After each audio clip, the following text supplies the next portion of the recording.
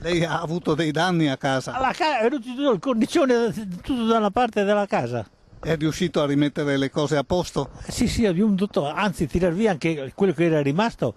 Ci sono state anche altre scosse, avete ancora paura quando Un succede? pochino sì, un po', per forza, eh. Un po' di inquietudine. Si scappa un po' fuori. E ci sono ancora edifici danneggiati. Sì, non molti, ma ci sono. E la chiesa anche, mi pare di vedere. La chiesa adesso dietro l'hanno abbastanza messa a posto, adesso devono andare dentro. È passato un anno da quando nel maggio 2012 il terremoto ha colpito Ficarolo e diversi altri comuni del Rodigino. Oggi le ferite alle abitazioni sono state per lo più sanate. La chiesetta del Carmine è tornata agibile da parte dei fedeli. I lavori sul Duomo proseguono per risistemare anche la facciata lesionata.